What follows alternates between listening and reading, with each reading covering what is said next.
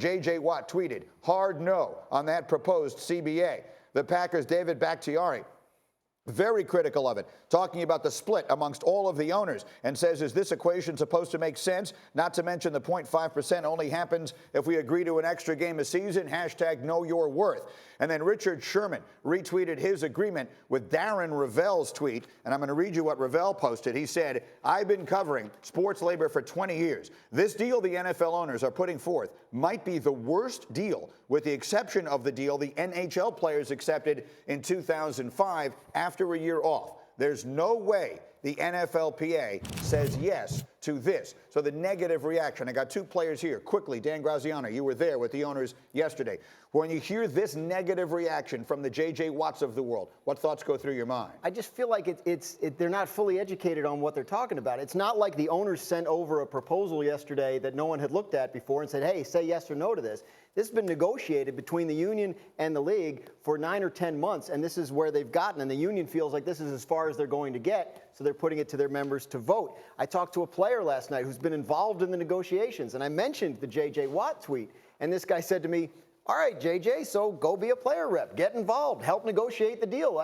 So I feel like there's issues with the rank and file in the NFLPA versus the team that's been negotiating this, and we're at a point where that latter group has to sell this to that former group. I have been saying this for years, and Marcus, I will turn to you, that the problem the NFL Players Association has is it is not defeatable. They can't overcome their problem, which is they have too many people whose interests are too diverse. If you're J.J. Watt, you can do anything. You can be against anything you want to be against, because if you miss an entire season of paychecks, A, you've made millions and millions of dollars. B, you can go make a movie someplace if you want to.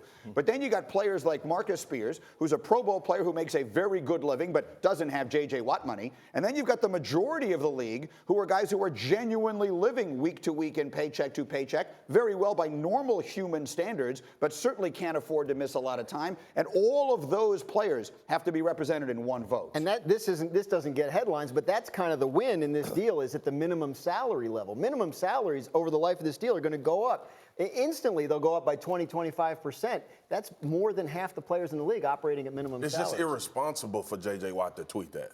And to that point, what you were saying, G, is, listen, this is the same. I went through a CBA negotiation when I was playing in the league.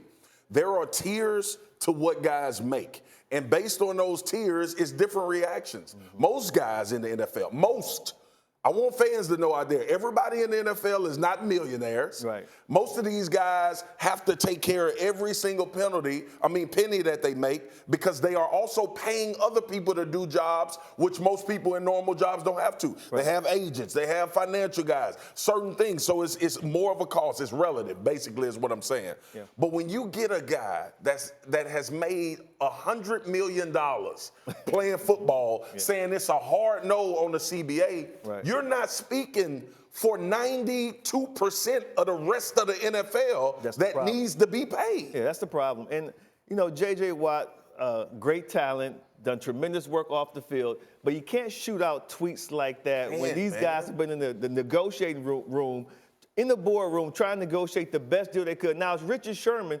Dan, you say these guys aren't educated. I think Richard Sherman is educated, right? Because he's and been I involved. respect his tweet, which is different. Unless you're going to sit there and present a comprehensive game plan that's going to achieve a different result, I don't think you should take shots at your union, the Players Association, guys representing you who are out there fighting tooth and nail to get everything they can with as little leverage as they have. And then that's the other piece of this is, I think back to the Sean Connery line from Untouchables. What are you prepared to do? Absolutely. Are you prepared to go on strike if you really want to dig in your heels on it? Absolutely. Like, I'm not saying, oh, you should take what the owners offered, because, I mean, I'm pro-labor. I mean, stick it to the man. I'm for that. But I don't think this body of NFL players is going to do that. And if they're not, then they have to sit back and say everything's relative. Sure, could we hold out for more? Yes, but maybe it's never coming unless we strike. Is this enough of a justification to agree to this deal? And to your point, listen, everybody out there, and this is going to be so unpopular to say, you are not negotiating from a position of strength. I just said, you got 90% of these players that need these jobs. Guess who don't need the jobs, right? The guys you're negotiating with. I've always said, G, you heard me say this a number of times. when we are in a labor dispute or when we're in a CBA negotiation, right, it's good faith, regardless of how strong and how much you want to fight. And I'm with it. I was a part of the players that was standing like, we need to do this. But the bottom line is this: when you're negotiating with the people that own the mountain, as opposed to a middleman that's trying to negotiate the diamonds with you, it's a different conversation. It's a different approach. Yes, the comparison I would make, and I think it is an apt one, is that if I have a fight with you, I can only take it so far until you're going to get really mad, and then I'm done. Yeah. And there's no further for me to go.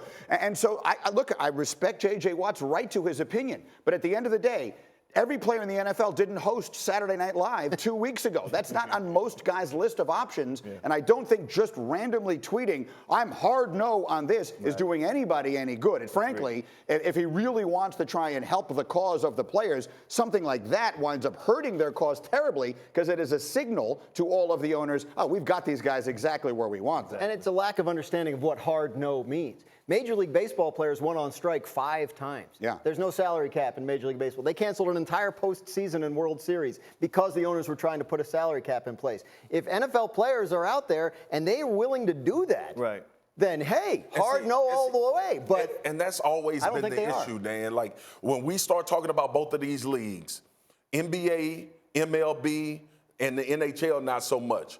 The NBA and the MLB have other places to go to make money while they play. Hockey too. In the NFL, hockey too. They're international leagues. Yeah. See, but when you start talking about the NFL, you saying they can't go to Canada? Who's going to? Right? If you listen, it's an option. It's an option, but it's not the same option as he's right on that. Thank you for watching ESPN on YouTube. For more sports and analysis, download the ESPN app, and for live streaming sports and premium content, subscribe to ESPN Plus.